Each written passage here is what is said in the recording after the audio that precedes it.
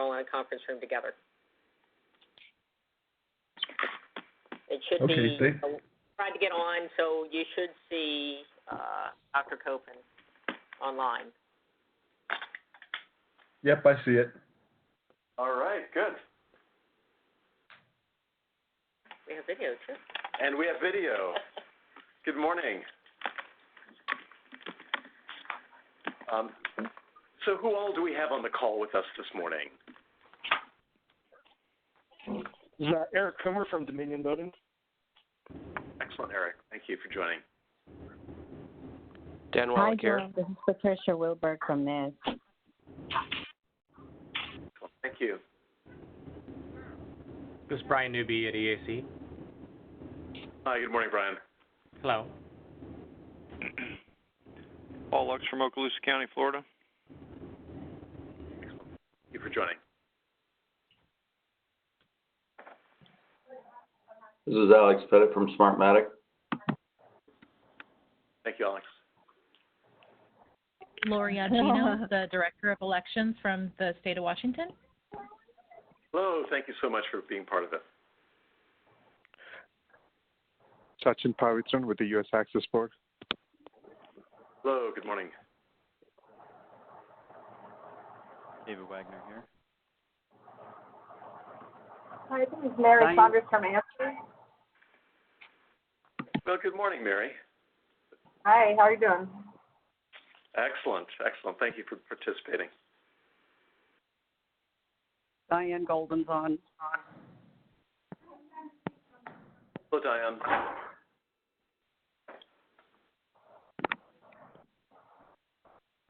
Hey, this is Gemma Howell from NIST. Hi, Gemma.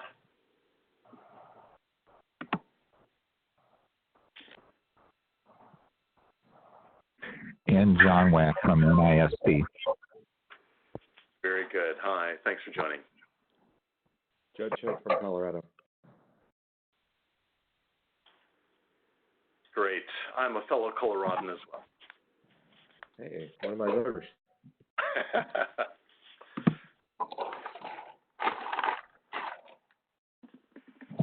Well, good. Thank you for taking the time to do the around the table introductions, and thank you all for participating in the TGDC call today. I'm Walter Copan, the Undersecretary of Commerce for Standards and Technology and the Director of NIST, and I'm delighted to be here with you in accordance with the Help America Vote Act, or HAVA, and also as Director of NIST. I'm honored to serve as the Chairman of the Technical Guidelines Development Committee, TGDC. And on behalf of the Election Assistance Commission, EAC, designated federal officer for the TGDC, Commissioner Ben Hovland, and for NIST, welcome to the third and final WebEx meeting to continue our discussion of the requirements for the Voluntary Voting Systems Guidelines, VVSG. In the first two of the sessions, we covered the VVSG human factors and core requirements, and today we will focus on cybersecurity requirements. As you know, the requirements have been widely vetted through the VVSG email lists, our biweekly discussions over the last 2 years among some 175 cybersecurity and elections experts who participated in NIST Voting Cybersecurity Public Group. They represent the latest in industry and security best practices, calling for software independence and for advanced audit methods, including support for risk-limiting audits. There's a dedicated section on ballot secrecy, preventing voter information from being carried through to the voting system, and also two-factor authentication is now mandated for critical voting operations. Data is protected cryptographically both at rest and in motion, and new system requirements ensure that security protections developed by industry over the past decade, such as risk assessment and supply chain risk management, secure configurations and system hardening, exploit mitigation, sandboxing, and runtime integrity are all built into the voting system. Cybersecurity of election systems is of paramount importance to the integrity of the election process and should be at the forefront of our thoughts while we consider these remaining revisions to the voluntary voting system guidelines. Indeed, the task of this committee is to serve as a technical advisor to the EAC and, by extension, to the states that administer elections. This has never been more complex nor more essential to our democracy. And specific charge to this committee to assist the EAC in developing voluntary standards and guidelines for voting equipment and technologies is a critical requirement for making accessible, accurate, and secure elections possible.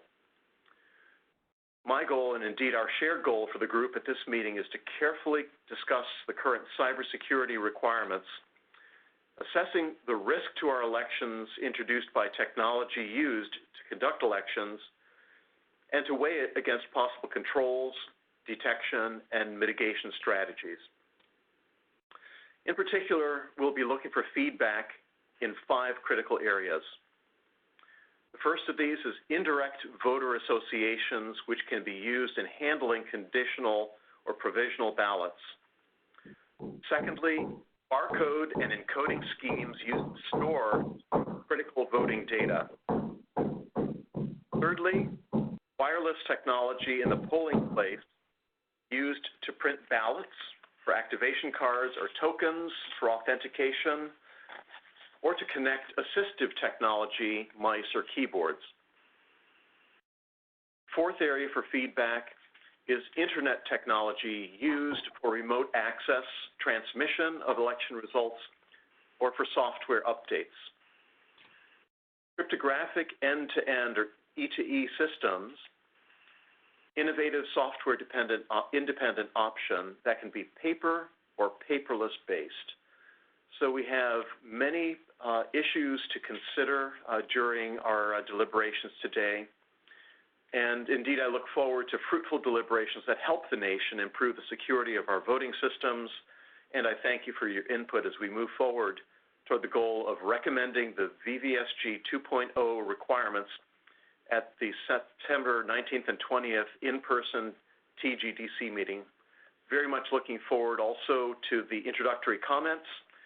Next, from the EAC's designated federal officer for the TGDC, source of many great emails that we've received regularly. And thank you so much, Commissioner Ben Hovland. We'll then, after your comments, turn it over to NIST's voting security technical lead, Gemma Howell, for an in-depth review of the VVSG cybersecurity requirements. Thank you so much, and Commissioner Hovland, please. Thank you, Dr. Copen. Really appreciate those opening remarks. And folks have generally heard enough from me, I think, on these. So I'll try to keep it brief. Just a couple housekeeping things. Just wanted to flag that this meeting has been called pursuant to the Federal Advisory Committee Act and has been noticed in the Federal Register and published on the EAC website for today's meeting. This meeting is open to the public. When we went around the table earlier, I think I pretty much got the roll call, so I believe we're good on that. I know, Jerome, on some of our previous calls, you've had to do a little housekeeping with our call-in folks. I don't know if you want to do that at this time so that the TGDC members can be identified if they're on a call-in user and then can be unmuted if needed. Right. Thank you, Commissioner Hovland. So right now, I am unmuting the call-in users. If there's someone from the TGDC who dialed in without the WebEx app on their desktop or phone, could you just please identify yourself, since we can't see who you are on the WebEx side of things?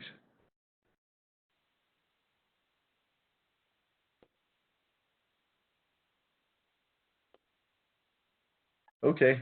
Well, I'll just mute all the call-in users right now, Commissioner Hovland, and hand it right back over to you. That sounds great. All right. Well, off to it. Again, appreciate you all just participating in these calls.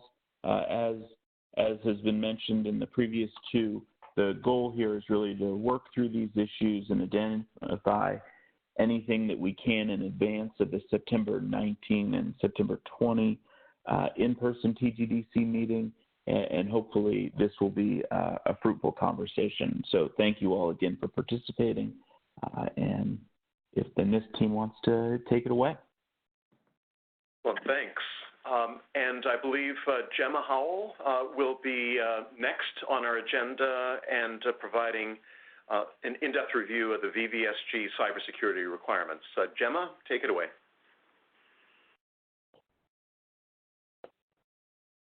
Thank you, Dr. Copen, and also thank you for that great introduction to this section. Just a quick check, can folks see my slides? Yes, I can. Excellent. All right, great. So for those of you who don't know me, my name is Gemma Howell. I'm the cybersecurity lead on the NIST voting team, here to give an overview on these VVSG 2.0 security requirements.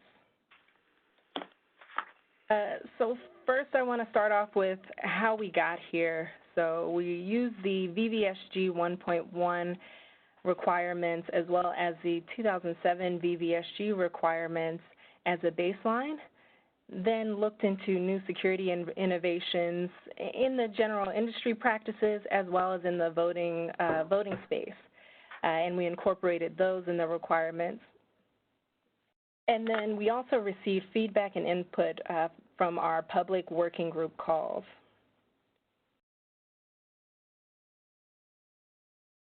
Where to find these requirements? Majority of these requirements fall under Principles 9 through 15, so the latter half of the principles and guidelines. We also had a few requirements that we assisted in developing under Principle 2. Ben Long went over those on the previous call. We also found some areas of overlap with some of the other sections within the VVSG, and we collaborated with the other leads to work through them and kind of decide how to do them or how to map them to the different areas, or maybe remove them if it was too repetitive. Any questions before we jump right into the requirements?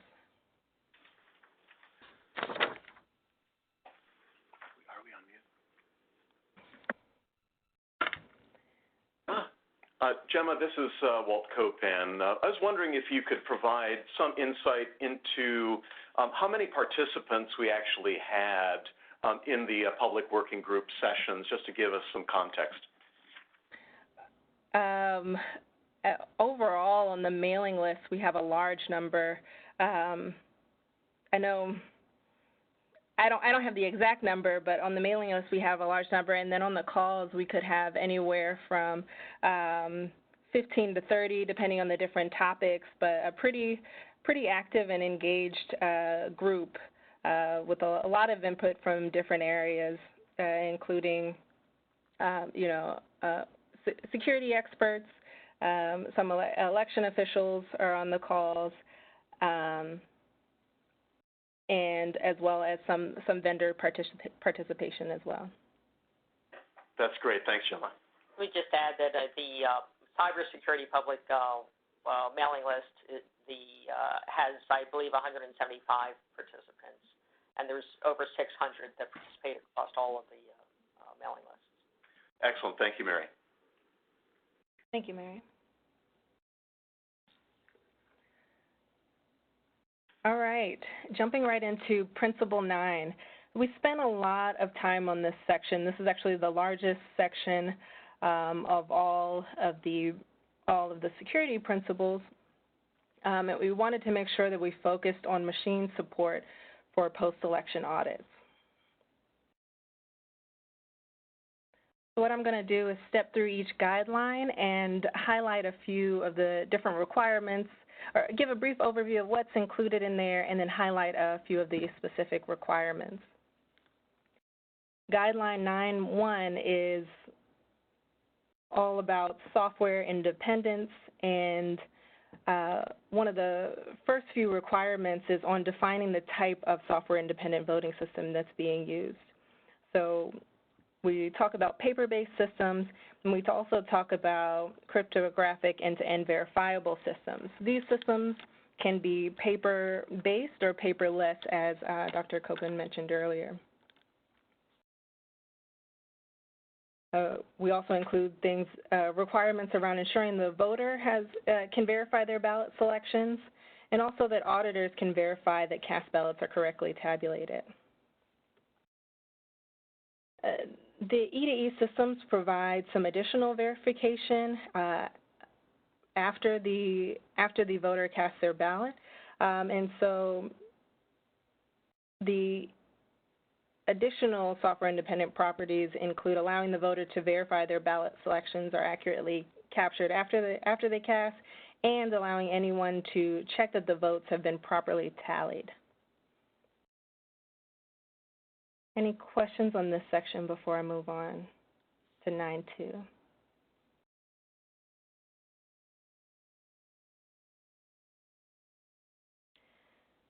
All right, Guideline 9.2, this section is about the voting system having the necessary information to check the outcome.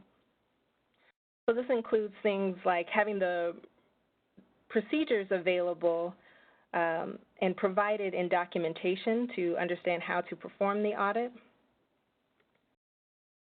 Also having the necessary records and reports for performing audits, such as CVRs.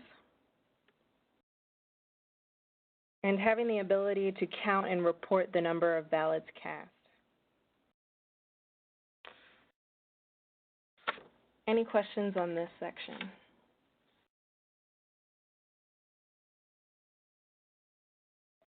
All right, 9.3. 9.3 is pretty short. It only has one requirement around protecting the audit records, and that requirement essentially points to the data protection guidelines 13.1 and 13.2.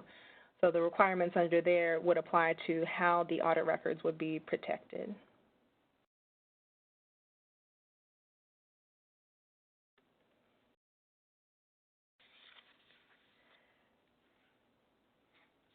And 9.4 is the last guideline in this section. 9.4 includes support for the information necessary to perform efficient audits. So ensuring that you provide the specific information necessary for the different types of audits that are to be performed, including things like unique ballot identifiers to potentially retrieve ballots, and also the ability to manage multi-page ballots during an audit.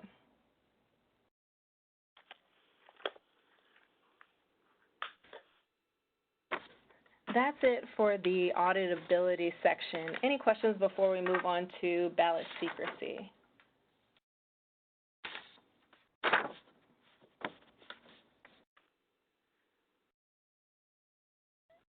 All right, great. So Principle 10 is around protecting the secrecy of voters' ballot selections. In previous VVSGs, this was mixed in with some of the voter privacy requirements that Sharon went over, and now it has its own dedicated section.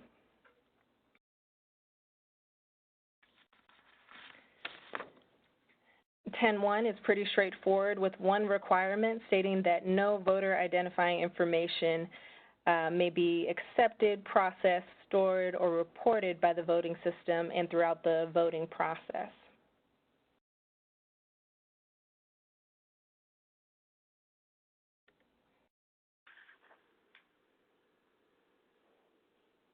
.10.2 covers the prevention of the ability to associate a voter with their ballot selections. So preventing a voter from linking a voter's identity to their ballot selections. So we already talked about in the previous one just any voter identifying information being stored, such as their name, and things like that being included. One other thing that we put in here was indirect voter associations. As Dr. Copeland mentioned, this is one of the open areas that we'll discuss a little further later, but these indirect voter associations would be used for paperless voting systems that need to process provisionals. And so voters would have this indirect association, the voting system would have an indirect association to a voter, such as a randomized identifier or something like that, and that would be linked to the ballot until eligibility is determined and then removed from the ballot and submitted with the rest of the cast ballots.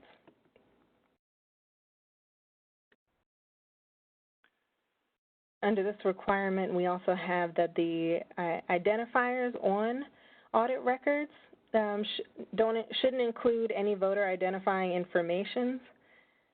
These audit records include things like cast vote records. Aggregating and ordering, this requirement talks about the voting system being unable to recreate the order that ballots were cast.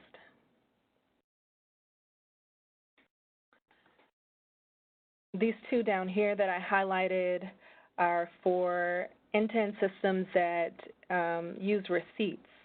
Receipts are given to voters when they to take with them when they leave the polling place to allow them to verify that their selections were actually accurately captured. And we wanted to make sure that these receipts don't have any voter information on them and also don't allow a voter to prove how they voted.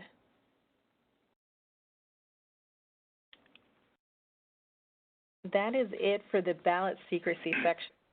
Any questions before we move on to access control? Gemma, this is Paul Lux in Florida. I had two questions, and maybe this was discussed before I joined the TGDC on some level. So when you're talking about not being able to identify voters, and particularly even indirect voter associations, was consideration given to the way things are done in North Carolina, where they can tie a voter back to their ballot, and if a court determines a voter should not have voted, they will go find that ballot and remove those votes from the totals? Or is that a little too deep into the weeds for the standards we're setting? So for that particular situation, the way the requirements are written, that would have to be handled in an external process, or an external paper process. So that type of system wouldn't fall under these requirements. The indirect voter associations are for would only apply to a paperless system, and in this. And that paperless system would have to be a software-independent system, which would be something like the cryptographic end-to-end verifiable system. Okay. Hey, Paul, this is Lori. This is Lori Agino, just to shed a little extra light. North Carolina definitely raised concerns about that. I believe it was through Standards Board testimony. But just because remember, these are voluntary guidelines, so North Carolina doesn't have to follow them, and just because one state has a requirement to be able to do that doesn't mean that it's something that is a good policy or that should be done nationwide. So I think that this is a concept that was heavily supported by the TGDC. And I think, again, those states that had issues with that particular component did have an opportunity to raise those concerns through Standards Board. Okay, and I appreciate that, and I just want to make sure that some consideration was given to it, because if North Carolina uses federal certification for their standard for systems, and we are going to design standards so that systems will be designed to be unusable the way North Carolina uses them, then they will be forced to come up with their own voting system guidelines and do their own testing and certification, which is probably not something they want to do if they're not already doing it. And so I just wanted to know if any consideration been given to that. My second question relates to your aggregating and ordering point here, where you talk about the inability of the I guess it's the order that they're casting, because I know for risk limiting audits, if the ballots are being processed centrally, I mean, you really don't know what order they came out of, envelopes, et cetera, so it probably shouldn't be a concern. But I just know that for risk limiting audits, the order of the ballots is vitally important, because you've got to go find, the 23rd ballot in this pile. And so when it comes to RLAs, I know that is vital that the order of the ballots be kept, but perhaps maybe there will be enough disassociation. I mean, just because voters checked in, voter 1, 2, 3, 4, 5 doesn't mean voter 3 doesn't finish first and stick his ballot in the box before voter 2 or voter 5. So they don't necessarily cast their ballots in order, I guess maybe is more the point there, not the order of the cast ballots. Yes, totally agree. So yes, the order of the ballots as recorded in the voting system would be fine, but as you mentioned, the inability to kind of recreate that order of how the ballots were cast to potentially identify a voter is the concern there. Perfect. Thank you. Thank you. And this is Judd. Just to speak to that, I think that the central issue with that is to be able to associate a cast ballot with the way that the scanner reported that ballot, and not so much with who the voter was on the front end. So we don't really care who the voter was in the risk limiting audit. What we care about is, did the scanner read it in a way that a human can then look at it and read it themselves? Mm-hmm. And that is only about the association after the votes have been cast, and not during the check-in and association with an individual who voted it. Perfect. Thanks.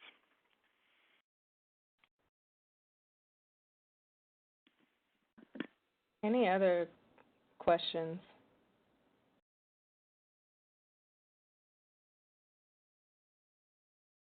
All right, great. Thank you for those questions. We're going to move on to Principle 11. This section is all about authenticating users, devices, and services before allowing entry or access to information in election functions. There are some significant updates in this section, and let's go ahead and jump right into those.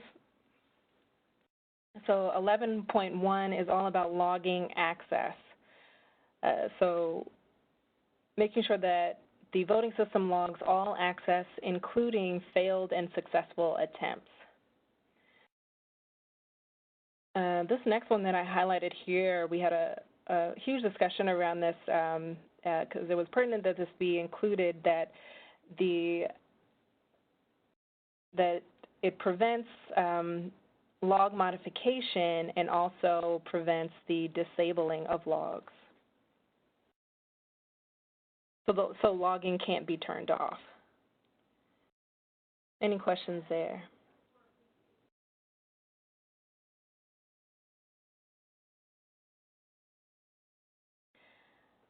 All right, Guideline 11.2, this is about how to handle or manage access for users, roles, and processes. This section includes the ability to apply access control based on the voting stage. What I mean by voting stage is pre-voting, activated, suspended state, or a post-voting state.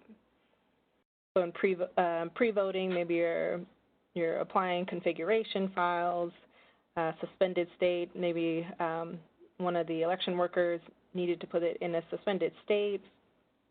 And so making sure that it can apply access controls based on that.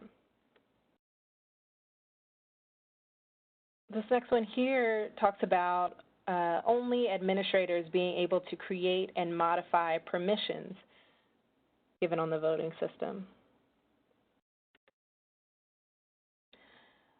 Within the requirements, role-based access control, or RBAC, is not required, but we have requirements in that section to support RBAC.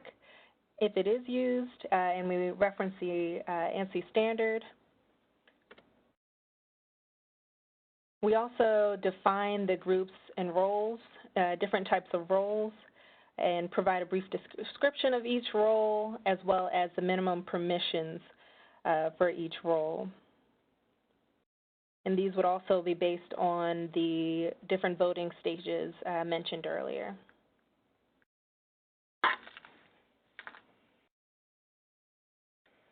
Any questions here before we move on?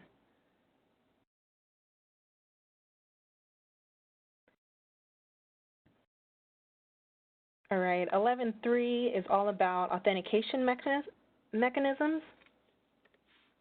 So as mentioned before, the requirements include multi-factor authentication.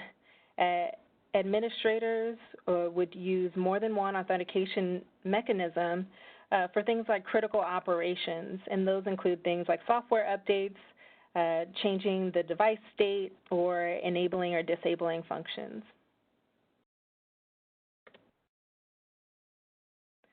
And we know about, yes. I'm curious, what would be a non-critical operation?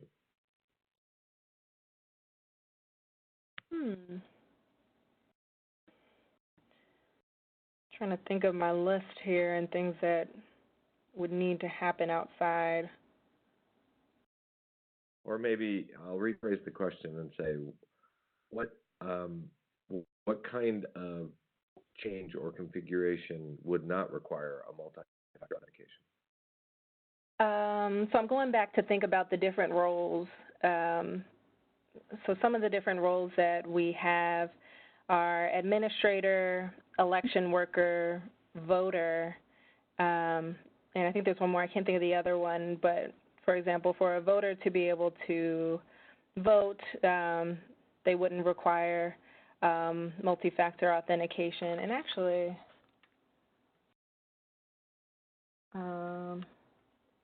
I have the requirements up on the next screen.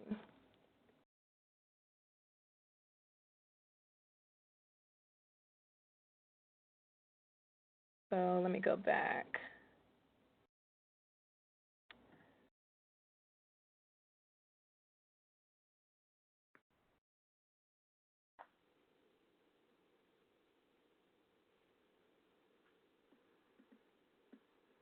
So as Jim is bringing these up, I've got some of them in front of me. I can start reading some of them off. Some of the critical operations that require multi-factor authentication would be software updates to the certified voting system, aggregation and tabulation, enabling network functions, wireless, use of telecommunications, changing device states, including opening and closing the polls, deleting or modifying the audit trail, modifying authentication mechanisms. Does this help? Sure. I'm curious about the opposite of that. So what is a non-critical operation? So this, if you can see my screen now, these are some of the roles that we defined, as well as some of the minimum permissions. And so as I mentioned, for voters don't require any additional authentication, but maybe for if an error occurs, activation, ballot activation, and canceling ballots aren't included under the critical operations. There are a few things that I have listed here, if that's helpful. So canceling a ballot wouldn't be a critical operation. Okay. Meaning that you have a voter in front of you, they've got an error or there's a problem, and they've come over and asked you to come and cancel out their ballot and start over. Yes. Okay. You know, it might be cleaner to say that any non-voter activities require multi-factor authentication.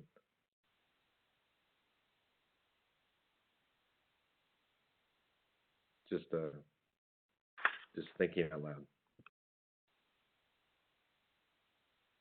Got it. Thank you for that. And that's great feedback. We'll go back and review that area of the requirements and the backup material to make sure that that works throughout the process. Great, thanks.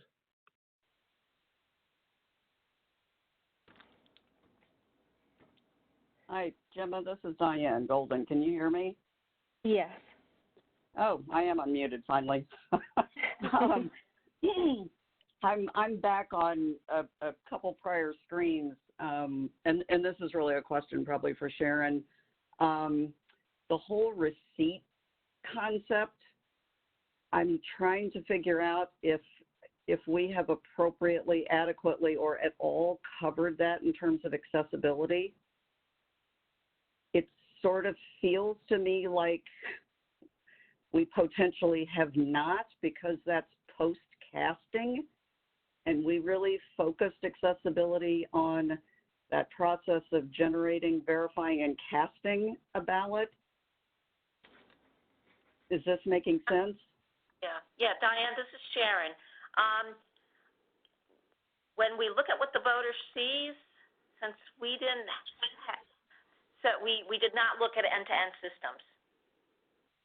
Well, and so this is partially a question, but as I understand, there is voter action involved, and if there's voter action involved, then it's going to have to be accessible. And I honestly can't even wrap my brain around how that could work, would work, but anyway, I'm just concerned that we assumed the voters' process was done once they cast their ballot, and it appears that's not necessarily the case. So yeah. So certainly, if they have to go back to a website to verify that their vote was counted, that would fall under the Web Content Accessibility Guidelines. So I think that part is covered. But I'm thinking so they get some receipt with some code. There's the problem. There's the problem. How exactly is that going to work? I'm just, again, it's almost like the process now has to be generate, verify, cast, re-verify parts, not the content, but, holy moly. I'll look back over our requirements to see if we can put a note in that says this will also cover any after voting activities.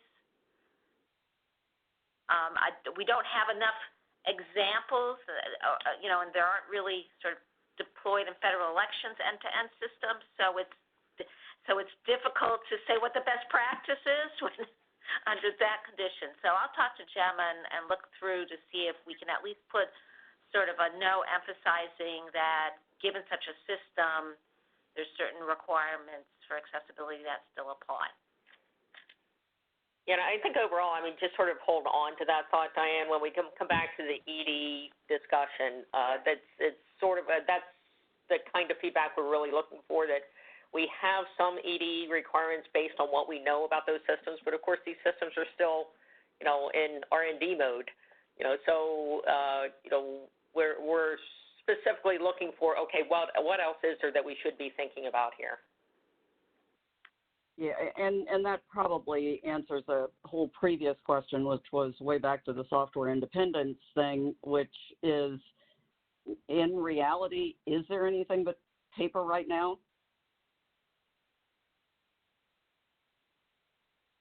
As far as what's deployed, or? Yeah, and what realistically, I've started using the within my lifetime genre because I'm, getting older every day. I guess the question is, you know, when I listening to the explanation, it sounds as if there really are options beyond paper, and yet in reality, like, is there? And if we're talking about this end-to-end thing and all sorts of verification on the back end, accessibility issues, I guess, you know, part of me was just asking, was this trying to soften so it didn't appear to be a paper mandate, but it probably will be for the next decade? This is Gemma. So Diane, you bring up a lot of good points, and the requirements were written around, you know, current systems, but also the potential for some things that have been brought up before with the end-to-end verifiable systems. And so you're right in saying that currently my understanding is that there aren't any other systems available right now that are not paper-based. But I'm also certainly aware that there is some research and development in that area. So all good points. And yeah, I think you bring up a good point. So, you know, on the one hand, we want the VVSG to be to allow for innovation, and this is certainly an area that where we see some innovation happening. So that's kind of the question. Is this far enough along that we know enough requirements that we can specify them in enough detail to allow testing and certification, to allow, you know, somebody to build a system that can meet the requirements and the subsequent testing and possible certification down the road? Or is it early? And, you know, something that we need to, you know, keep on top of and, you know, possibly add in a future revision. Now, of course, those who are in support of ED will make the case that, or have made the case that, hey, you know, we're pretty far along here, and I think we can go ahead and specify these requirements and, you know, to allow for this type of innovation, because it's certainly another way in which you could potentially meet the software independence requirement. So yes, I know we'd like to hear your thoughts, you know, from the TGDC in this area, and we'll circle back to it. At the end of Gemma's presentation, she has all of these the identified areas where we obviously want your input, you know, throughout all the requirements, but in particular in those areas that we've identified as, hey, you know, there's some potential controversy here. Real quick, this is Jerome. I just want to make mention that the presentation is being recorded, both the audio and visual. And so for the participants, if you would just please identify yourself when you provide your remarks, that would be helpful for people who take a look at this later on. Just want to mention that real quick.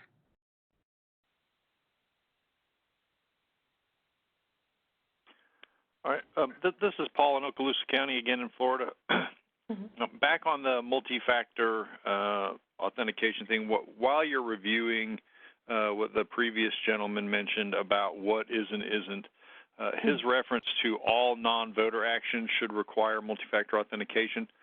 Without knowing what form that is going to take, I can tell you that if you are talking about mitigating a voter's problem in a polling place,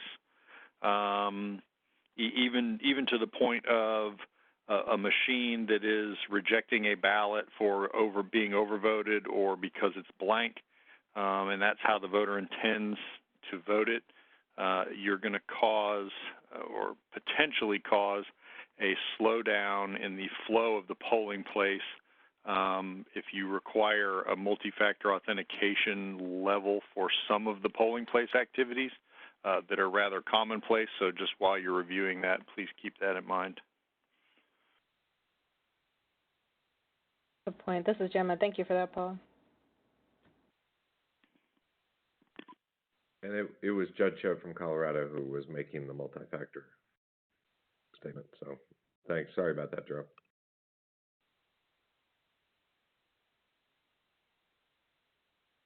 All right, this is Gemma. Moving on to 11.4. This section has two requirements. The first being that the voting system must implement least privilege, so things like denying access to functions or data unless explicitly necessary. And then provide guidance or documentation for how to disperse operations appropriately across multiple groups or roles. This would be in order to prevent conflict of interest. Any questions? Oops, sorry. Any questions there?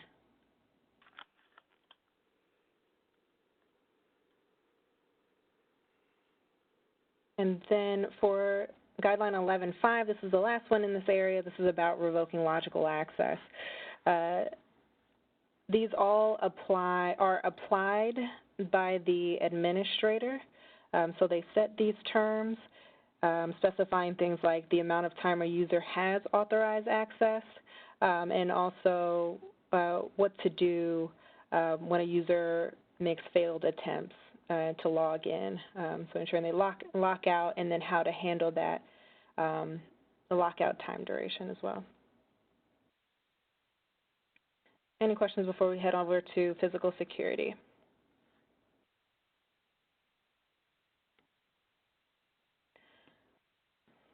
Principle 12, physical security. So this section was mostly unchanged, and it's all about physical access to the voting system, including things like external locks, as well as physical ports on the voting system.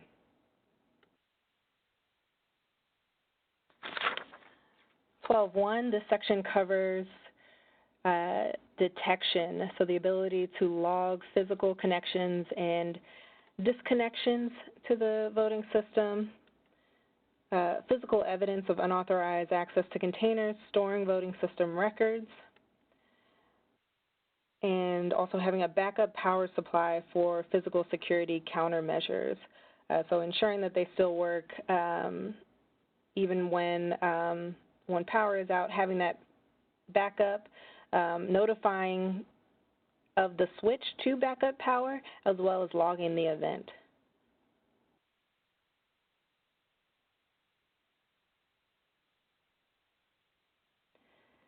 Next on 12.2. 12.2 is all about exposed physical ports, so restricting access to ports that accommodate things like removable media, so CDs, thumb drives, and floppy disks, and logging the things like the name of an affected device when ports are enabled or disabled. Any questions here? That is it for physical security, and next up is data protection.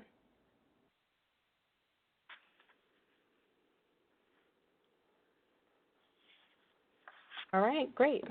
So Principle 13, data protection, all about protecting sensitive data from unauthorized access, modification, or removal. One thing I noted here was that in the 2007 VVSG recommendations, they required voting systems use hardware security modules such as TPMs. We did not make this mandatory in the current draft, allowing for flexibility to use different methods.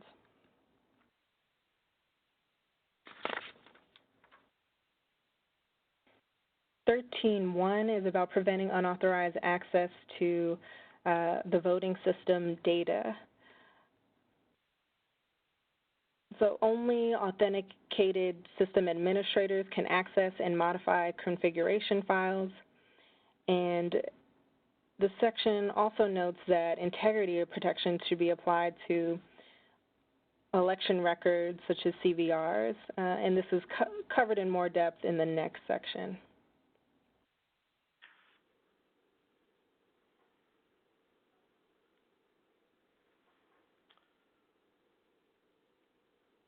All right, 13.2.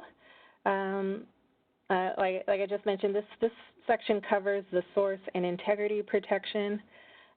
So digitally signing election records, like tabulation reports, and also doing the verification of those signatures to ensure they haven't been, there's been no unauthorized modification of that data.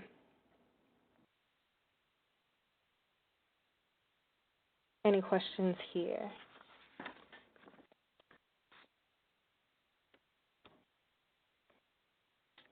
And 13.3 is focused on the cryptographic algorithms used. So the first one there currently requires FIPS 140-2 validated cryptographic modules, with the exception of E2E protocols. So E2E cryptographic functions will require a different method for validation of those requirements. And then the other ones that you see there are just some additional notes on the different strengths that should be used within the cryptographic modules.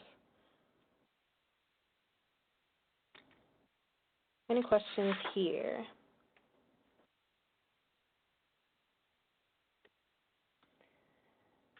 All right, and this is the last one in data protection. This section covers the protection of transmitted data with authentication happening at both ends of the transmission, and also the encrypting of the data to apply confidentiality protections, as well as checking the integrity of the information that's transmitted.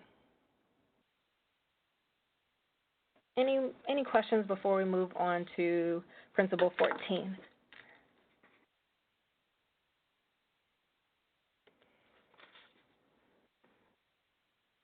All right, Principle 14, I didn't have a great graphic for this one, but this is one of the newer sections of the VVSG.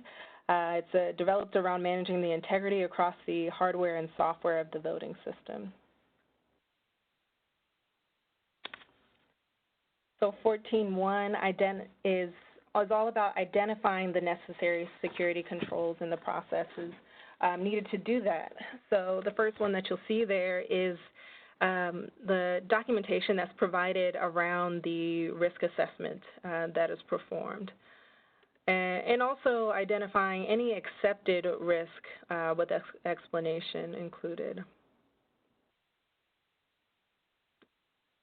And then the last two down there are some other essential information necessary to identify those security controls.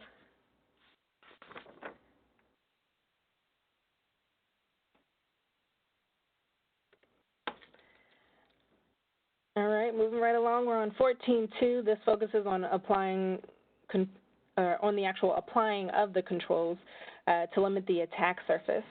Here we have things like preventing extraneous processes or services from being installed and executed, providing the necessary documentation for secure configuration and system hardening, the removal of any unused code. Again, here you'll see restricting access to physical ports, and also ensuring that the voting system is free of any known vulnerabilities. Any questions here?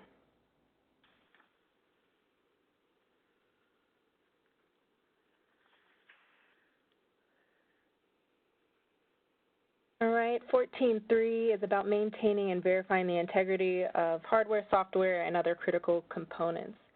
For this section, we worked with NIST supply chain team to develop these requirements up at the top, such as the documentation for the supply chain risk management strategy, as well as defining the critical components of the voting system through a criticality analysis, and providing a bill of materials for the hardware and software of those critical components defined in the analysis.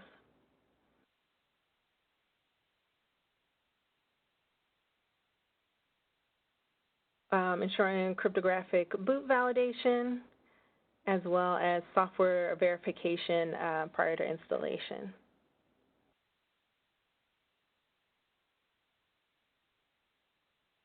Any questions for this section?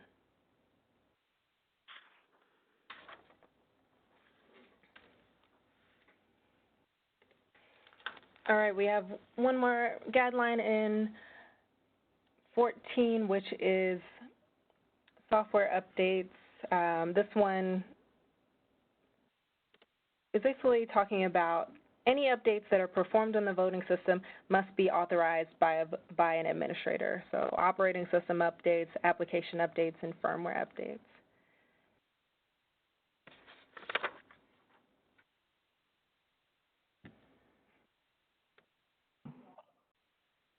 All right, this is the last section of the security requirements. Principle 15 is for detection and monitoring, and this section was moderately updated.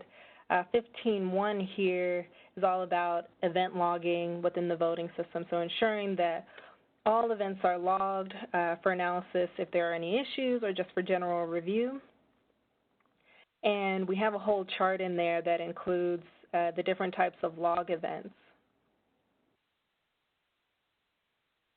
Some of these log events we kind of discussed earlier, so access attempts, port disconnection, enabling and disabling functionality, things like that.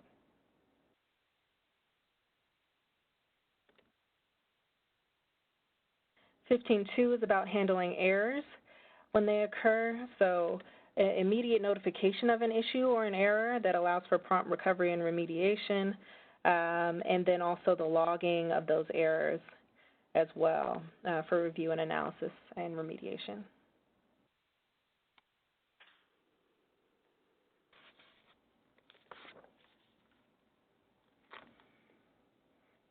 All right, 15.3 is about protecting against malware.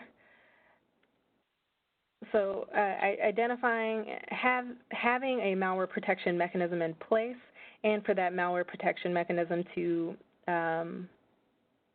able to be updated. So as new malware arises or is made known, you can update the signatures to identify those new types of malware, as well as logging any malware detection that comes up.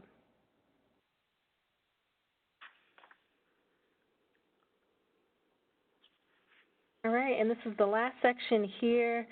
15.4 focuses on protecting against network-based attacks through these detection and monitoring requirements. So first being the network architecture documentation. So that's information needed to be aware of all the components within your network. Secure configuration documentation to provide security relevant configurations that are accompanied with those network best practices, and also having a firewall and intrusion detection system to apply least privilege access between devices, and applying different rules and policies for your network as well. And that is it for the requirements. Any questions before we move on to those open areas?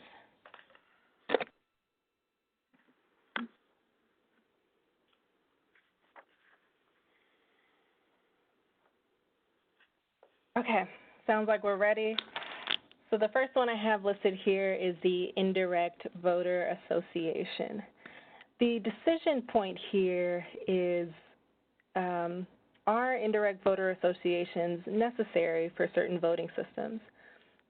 The primary concern here is that it would violate the principle of ballot secrecy, more specifically the 10.2 guideline, because an indirect voter association would be stored within the voting system, and that could potentially be used to link a voter to their ballot selections. The particular use case that this was brought up for was for handling conditional or provisional ballots within a paperless system.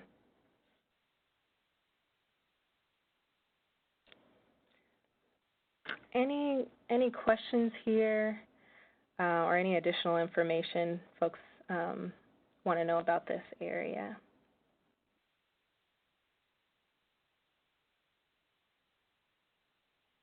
Hey, Gemma, why has that come up as a question? The Indirect Voter Association? Yes. This is Judd, by the way. Hi, Judd. Yeah, this is Gemma. So for the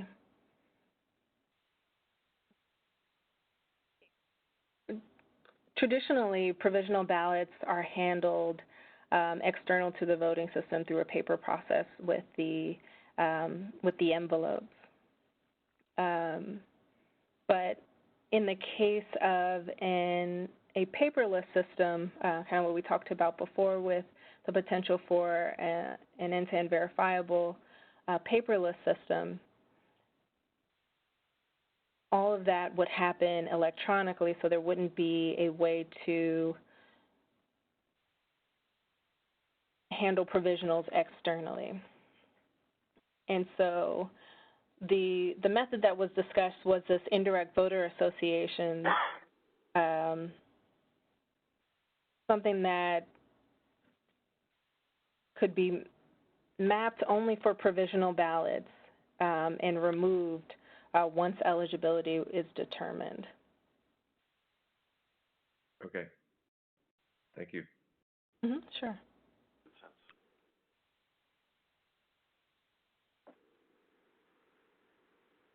Well, and Gemma, this is Paul in Florida again. I would just say, as it relates to this, so to a certain degree, I can certainly understand the concern, and especially as it relates to 10.2. But at the same time, provisional votes themselves are not. I mean, they may not even be registered voters, which means you don't actually have a record to tie them back to. And of course, each state handles provisional voting a little bit differently. I.e., in Ohio years ago, if you were voting in a precinct in which you were not registered, you had to vote provisional. Whereas in Florida, we would just change your address, move you into the precinct you were voting in, and then let you vote a normal ballot, which generated a lot more provisional ballots up there for those types of reasons. And of course, inherently, whenever you're dealing with something outside of the system, yes, there's always, I mean, you always have that separation, but even when it's internal, and I'm trying to think back to when we were using Diebold touch screens here in my county, when a voter did a provisional vote on the touch screen and we didn't have anything other than the certificate that had their information on it, and referenced the number, but we had to know which number in the election management system. So the provisional vote got held on the piece of electronic data that got transferred, unopened and untabulated, and then when the canvassing board said this provisional ballot is good, count ballot 1, and this provisional ballot is not good, don't count ballot 2, we would go into the election management system and say, count ballot 1, don't count ballot 2. And of course, inherently, the totals change.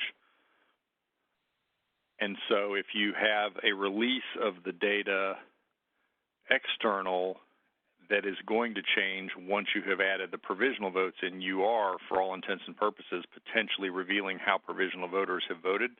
But that's even necessarily true of paper systems, which is why I'm one of those irritating people when the press call me during close election contests like we had last year and say, I want a list of all your provisional voters. I tell them, no, thank you. I'm not going to provide that information because you're going to take it and try and figure out how these people voted, and so that's not going to happen. And so there's, I mean, when you're dealing with an all-electronic system, you have to know when you're saying count ballot 1, 2, 3, 4, it's being held in the system untabulated, you have to be able to tie those things together. So when you approve the information on this piece of paper certificate the voter has filled out and say this provisional ballot should be counted, there has to be a way, someone has to be able to go into the election management system and say this ballot gets counted and let those totals come into the system. And so that's what makes this, in an all-electronic system, extremely tricky. Yeah, I totally agree. And, you know, something that I didn't include here, and this is Gemma, I want to apologize for not including here, was the further discussion around the options that were discussed on the working group call for these different open areas. And so one thing I do want to note is that I have additional documents written up that provide a lot more in-depth information about these open areas that I'll provide to you all that will give you the rundown on, you'll still say the same things, decision points, primary concerns, use cases, but also some of the potential either mitigations or options for the different open areas. For this one in particular, one of the options was that, provisional ballots would have to be done paper-based, and it wouldn't be done on a paperless system.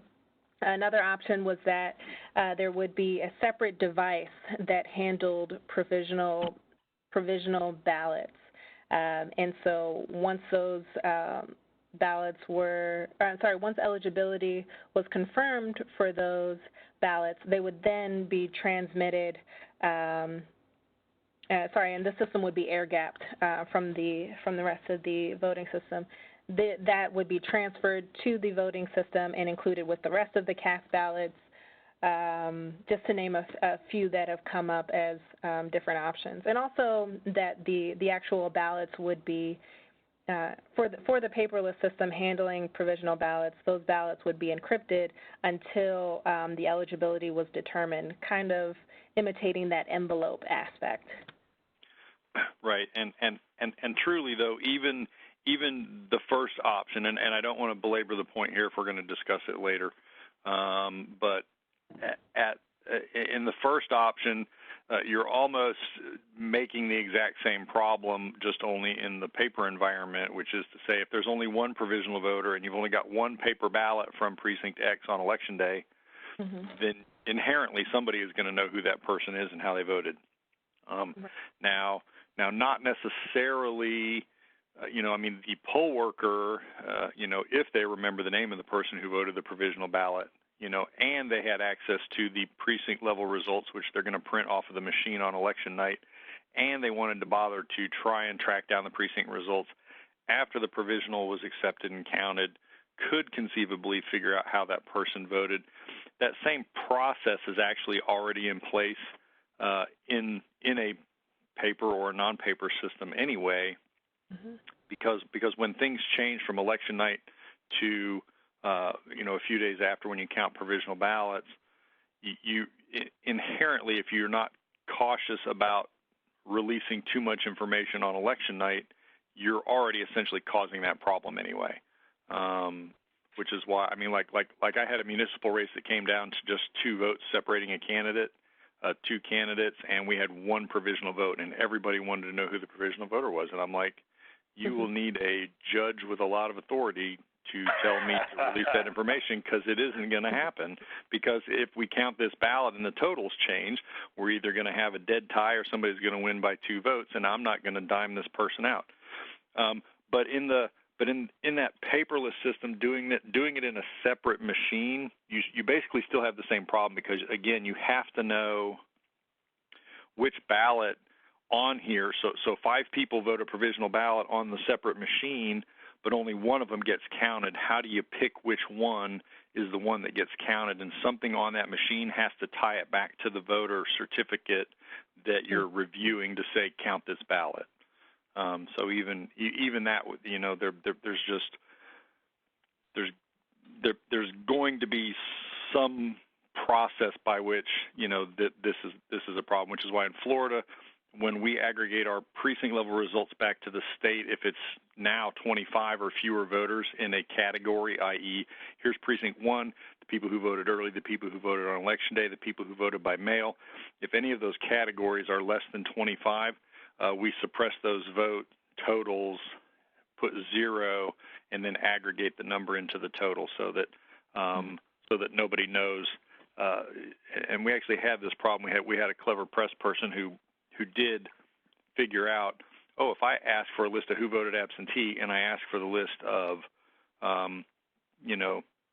a precinct breakdown showing how each precinct voted absentee, I can marry these things together. And in precincts with just a handful of people, I will know how these people voted. So we've taken great steps internally and non-electronically to suppress that kind of information just for that reason. And it's always going to be there. All right, this is Gemma. Thank you Thank you so much, Paul, for sharing all those different points and thoughts on the different potential mitigations that were raised. It's really helpful in kind of understanding different tactics that have been taken in this area. This is Diane, and I just tapped. I'm chuckling at this whole conversation because you do realize this is exactly the situation created with the one ballot marking device in the corner that's only used by 2 people and produces a ballot that's different. Oh, absolutely. Absolutely. Oh, yeah. As an AutoMark user, I totally get it. Same exact issue that we have never addressed in accessibility or any place else. And I guess Maryland's court case may decide for us how this plays out. But yeah, I mean, that's the core problem. You can't, it's immediately identifiable if there's only a handful of people who produce a ballot that looks completely different.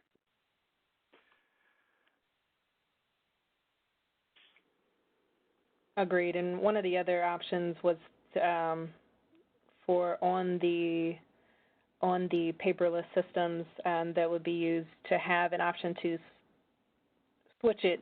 An election worker would be able to change the machine to a provisional ballot mode, per se, to kind of help navigate where those ballots are managed and applying the indirect voter associations only to ballots that are submitted in provisional ballot mode. That was a good point, Diane. Thank you for that.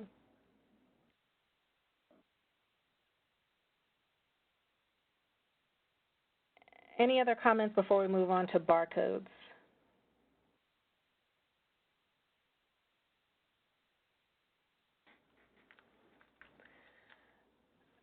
So for barcodes or different encoding schemes, what we're talking about is things like your traditional barcodes, so the vertical aligned barcodes, or the 2-dimensional barcodes, which would be QR codes and any other encoded information that might be on the ballot. So the first question is what information can be encoded or stored in barcodes? And secondly, what does the voting system use to count the votes? And if we jump down to the use cases for a little more context about how barcodes are used or might be used in the future, so for example, using a barcode to activate a ballot, applying the necessary ballot styles, also applying accessibility configurations, and also potentially storing ballot selections after a voter has voted. Some of the other things that we talked about was using a barcode to transfer tabulation results as a pre-voting option with the VSAP system, the interactive sample ballot, where, for example, a voter would have the opportunity to place their ballot selections in the comfort of their home using their own tools, store their ballot selections in a barcode, and then bring that into the polling place to verify and cast their ballot.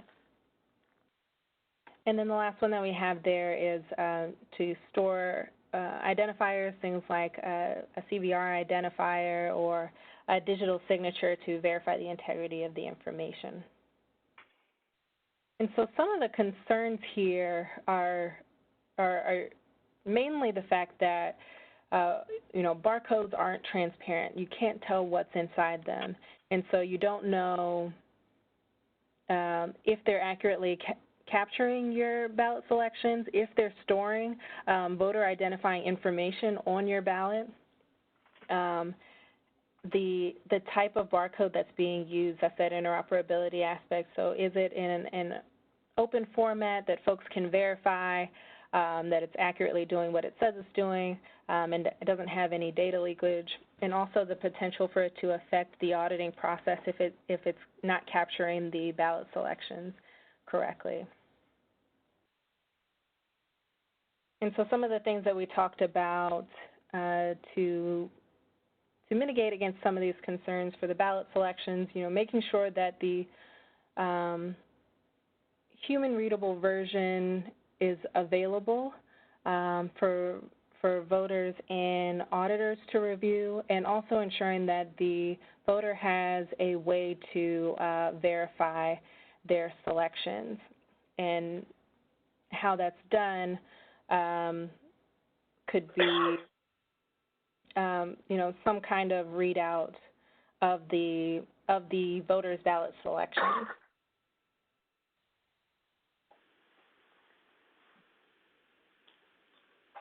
I'm going to pause there for a second to see if anyone has any questions or thoughts around this area. Well, again, this is Paul in Florida, and we just, I say we collectively, just fought this battle in our legislature last session over the, essentially, although we did it in much broader terms for the law, but it was effectively, we were talking about the express vote product from ES&S, which is, essentially has a barcode for each of the choices that the voter makes, prints in clear text under the barcode what the content or what the voter selection is, and we had to legislatively basically say that the clear text of this is essentially what's going to be their record of vote, shall we say, so that if we get into a recount situation, when you're looking at those, you're not necessarily scanning the barcodes again as much as you would be looking at the names when you're doing the audits and stuff like that. But of course, if the barcodes are proprietary, and this is really where the rub comes in, if the barcodes are proprietary and aren't in a format that you can whip out your smartphone and scan it and see what the contents are, you, the voter, don't have an assurance what it is. Now, certainly, much like a blind voter can reinsert a regular optical scan ballot back into an automark and have their selections read back to them, you can reinsert the slip of paper that comes out of an express vote, and it will pull your votes back up on the screen so that you can see that that's how it is reading the barcodes. But here in Florida, they required that it be tabulated by a separate device. So, of course, with the exception of the assurance that logic and accuracy testing will provide, what assurance does the voter have when they stick that ballot in the other optical scan or digital scan device to read the barcodes, that's really what it's reading. And of course that becomes part of the issue with this type of a system. So it's certainly important for the advance of the technology, but at the same time it's going to invariably bring its own series of headaches to the certification process for because we've just seen nothing but erosion of the voters' trust level with all of this.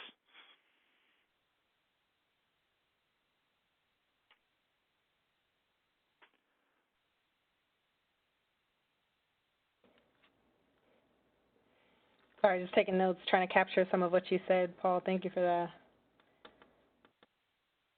Any other comments before we move on to the next section?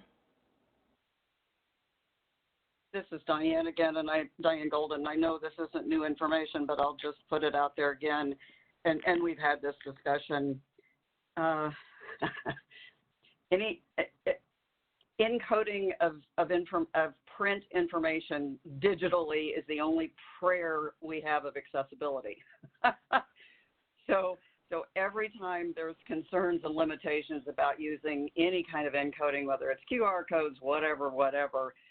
I mean, the plain print on the paper marked ballot works great if you can read it. If you can't, then you're stuck. So this is just yet another area where it's a balancing act. I get the security concerns, but if it's too restrictive, then you've got nothing in terms of being able to reconvert that marked print into something that's truly accessible.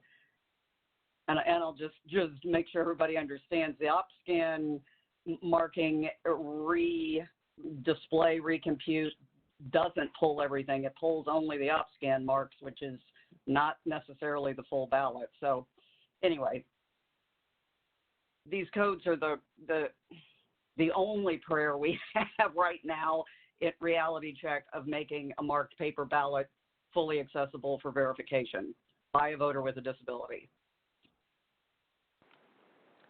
This is Dan Wallach. A couple of quick thoughts on this. Right now, optical character recognition that people have tried, making the computer read the human readable part, has apparently not been particularly accurate. This is a solvable problem, but so far at least nobody seems to have solved it. So I don't know if we want to talk about standards like for all time or until somebody comes up with a better answer.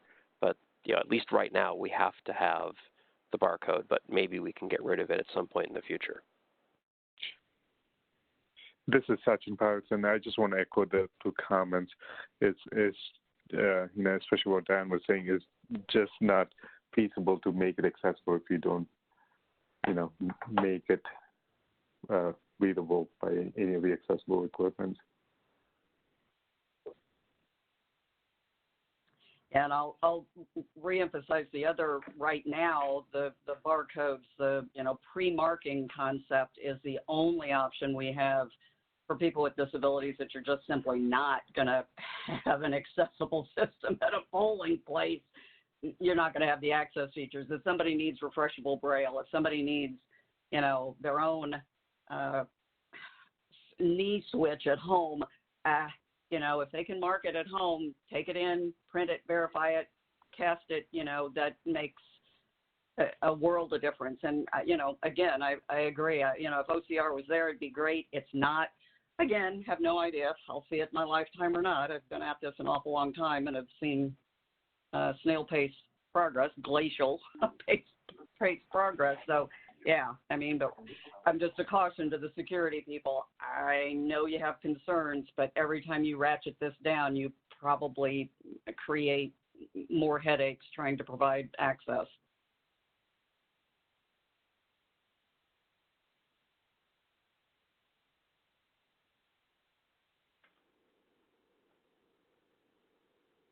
Thank you all for that input. Does anyone else have any additional comments to buy me time to finish capturing these last notes?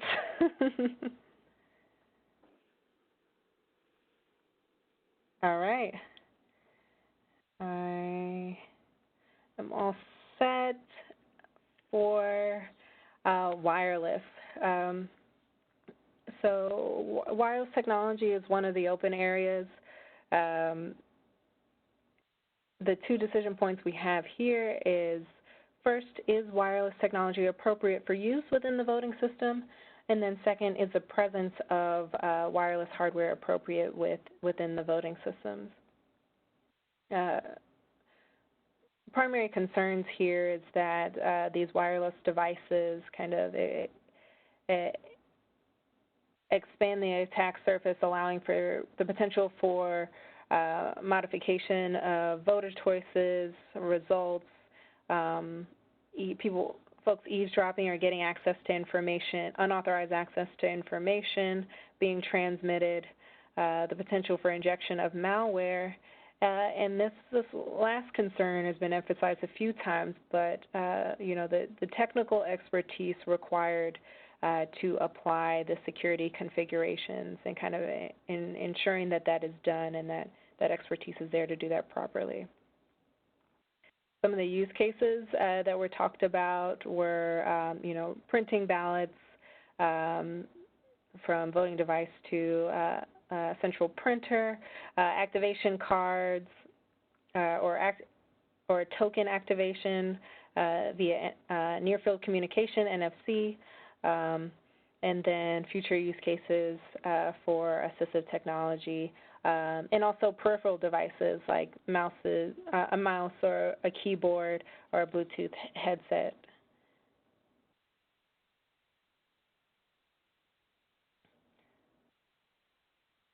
So that's pretty much the overview of what's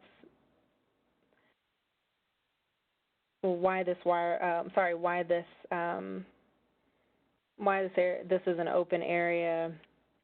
I guess I want to open it up for any initial thoughts or additional questions.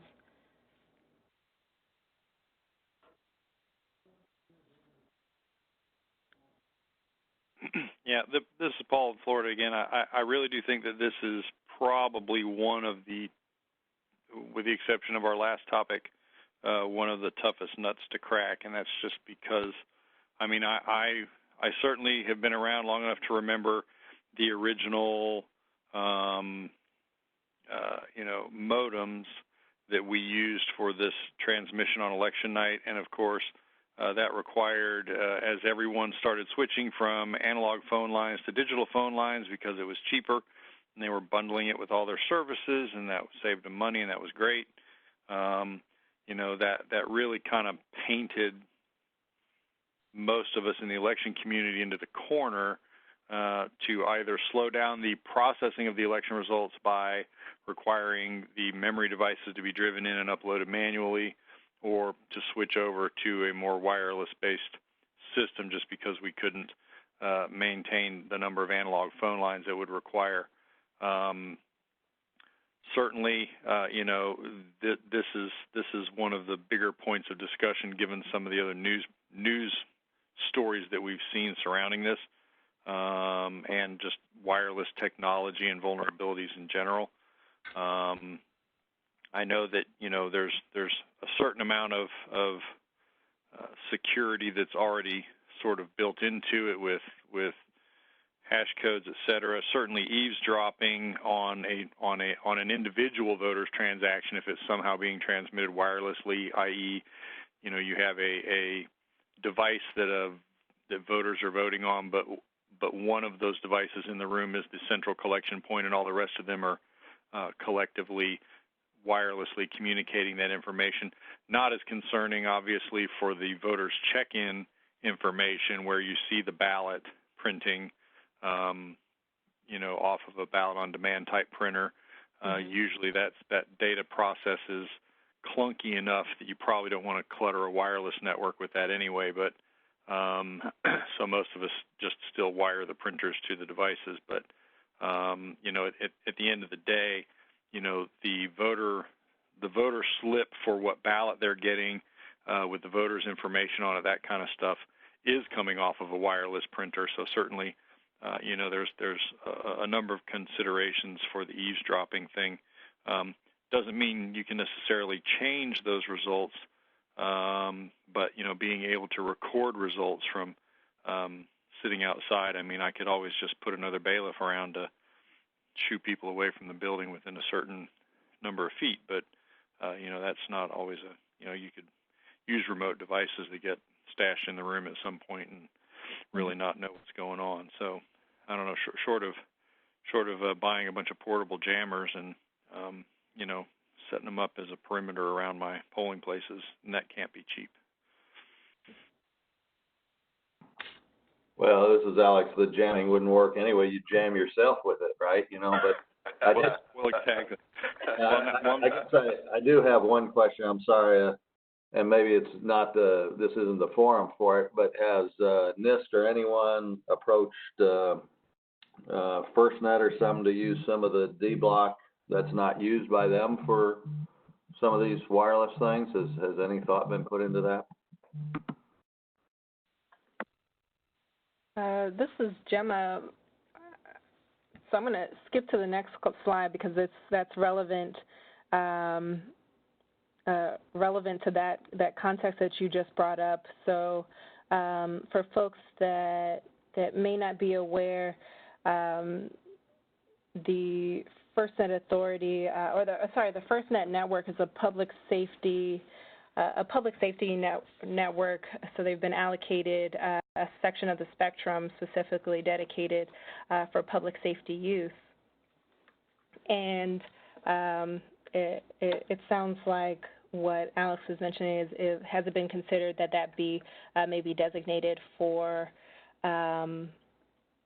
use for elections, which brings us to this next open area here, which is usually grouped with wireless, but it has a few differences and a few different use cases, so I broke it out.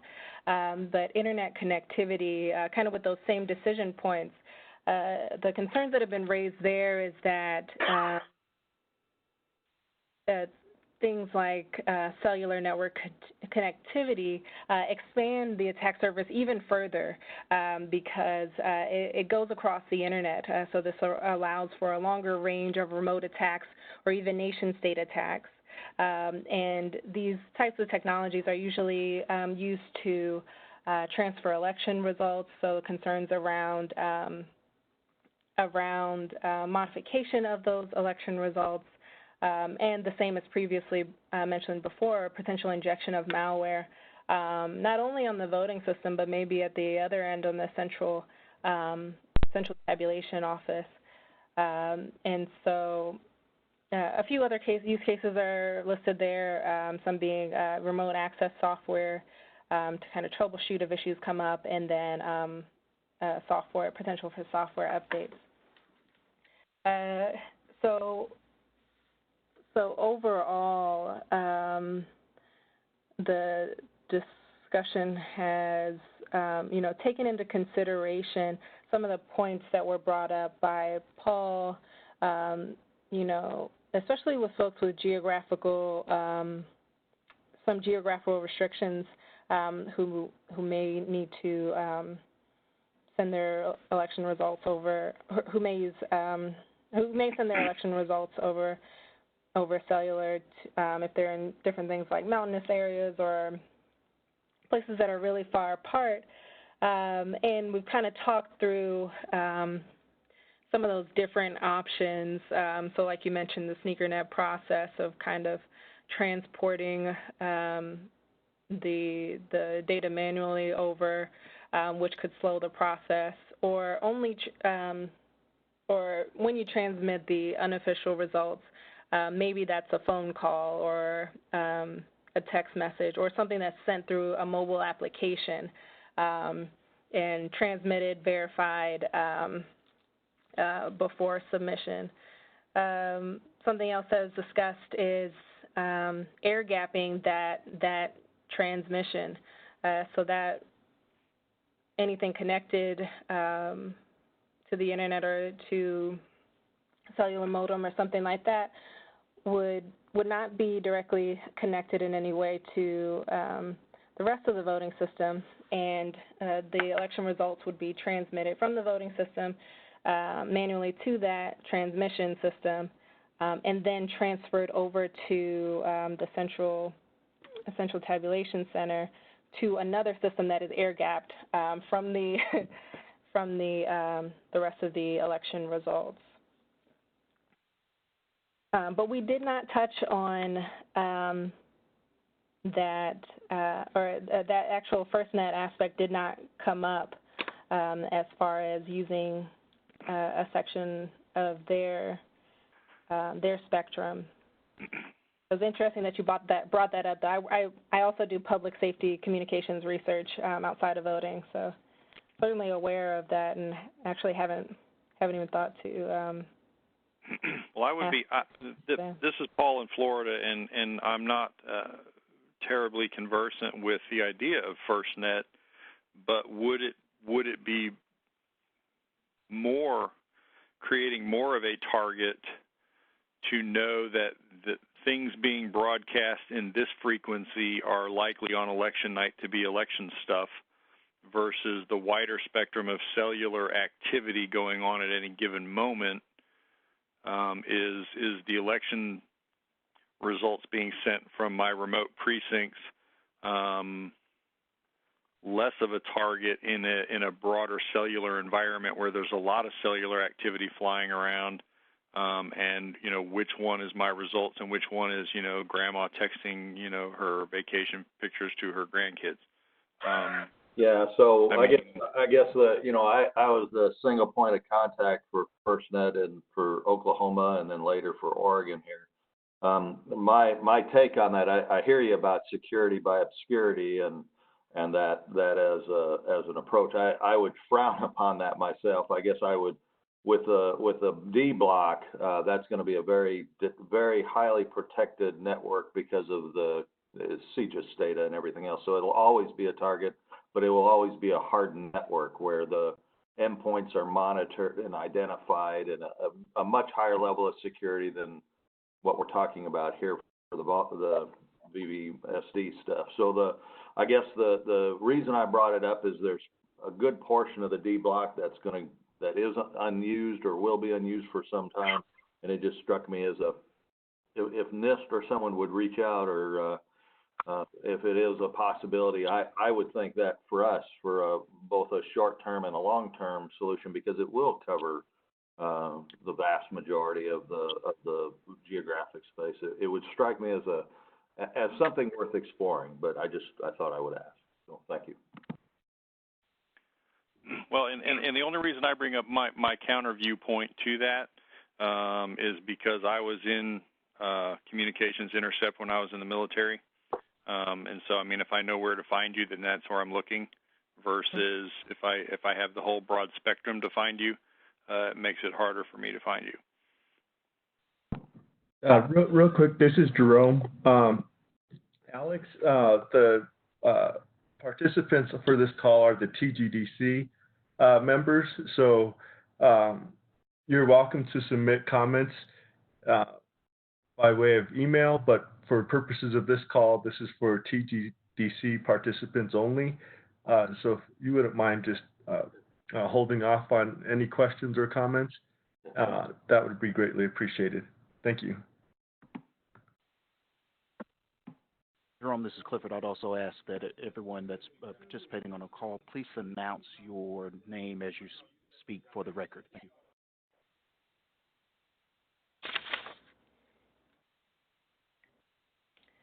This is Gemma.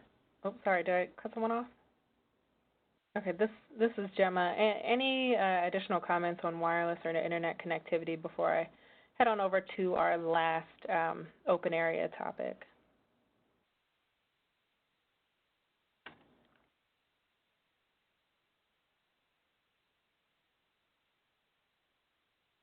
Okay, so as we mentioned before, cryptographic end-to-end verifiable systems are also one of our open areas.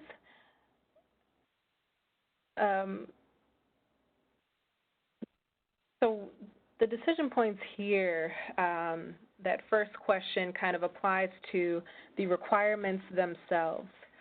So what's the right level of detail necessary for these end-to-end requirements and for testing and certification of these systems? Because we want the requirements to be clear and also allow for that open innovation that we've been talking about, and we're certainly aware of the active research and development in this area. And that second bullet point, just kind of reiterating what I said, what would the certification process look like for these end-to-end verifiable systems? Certainly, they would require some additional work to kind of, prove the verifiability aspect, and kind of taking a look at the cryptographic protocol being used for that. So primary concerns, are the current requirements sufficient? We have been discussing this topic on the working group calls lately, talking with some of the folks in the E2E space. They provided some input on the current requirements, but it's just not clear if this is enough, especially enough to actually test and certify these systems. So getting into that second bullet, the assessment criteria necessary to test these systems is a concern, because it requires that the design of the cryptographic EDE protocol be sound. And so that would have to be looked over. One other key topic that has come up is the dispute resolution aspect of it. So what happens if a voter says that their ballot was captured incorrectly after the fact, so after they've cast their ballot? How do you prove that challenge statement without asserting how they voted? And so how are things like that handled? And just that last section there kind of reiterates the few points that we've already went over about what EDE verifiable voting systems are. So they are a software independent option that could be paper-based or paperless, and they allow this additional verifications for voters to check their votes are accurately. Their ballot selections are actually captured and are recorded and tabulated correctly without revealing their selections. And if you're interested in looking at some of the previous ones that were developed, I gave some examples there. And so when looking to these sections, most of these EDE requirements can be found under Principle 9. We have some under the ballot secrecy section, kind of what we went over, making sure no voter identifying information is in there. And then we also have some under the data protection section, which is section 13, talking about those cryptographic protocols. So 9, 10, and 13 are the sections. If you want to take a look at those current requirements and kind of get an idea of what's there and any additional thoughts, kind of gathering your thoughts on, is this enough, or are these current requirements sufficient? And also, this is my last slide, so I'll open up for questions on this area or anything else.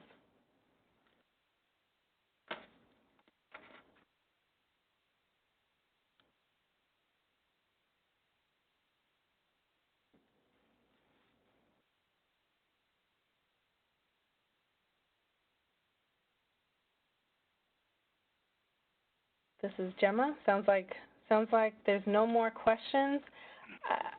I want to thank everyone for spending this hour and a half with me going through these requirements and giving all this great input, especially on these open areas.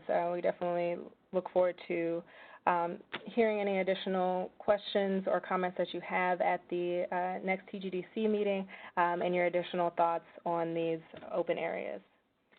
Thanks, everyone. This is Mary. I think we'll turn it back over to Dr. Copen. Thank you, Gemma. Gemma, thank you so much for leading us through this important series of updates and highlighting remaining issues. I just wanted to congratulate the entire team for the tremendous progress that you have made, the very thoughtful inputs that have been provided not only on this call but in this entire journey with the expert stakeholder community. And it's been reiterated several times on this call. This is all about the integrity and fundamental trust of our nation's voting system. We're talking about the future of critical U.S. infrastructure, part of the trust that we require, and also we know that the world is watching America's democracy at work. So thank you so much for the very outstanding work toward the development of this updated standard, so necessary at this time of challenge in the cyber world in particular. And so these last sections, at least to me, have been very, very thought-provoking. And I'm very confident in the work of this team to bring the VVSG 2.0 to completion by the time that we get together. Look forward to it.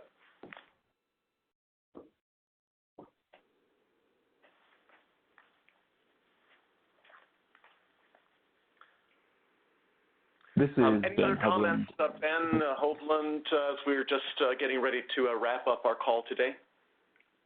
Dr. Copen, again, thank you. Thank you for joining the call today, and thank you to your whole team at NISC. Do really appreciate that.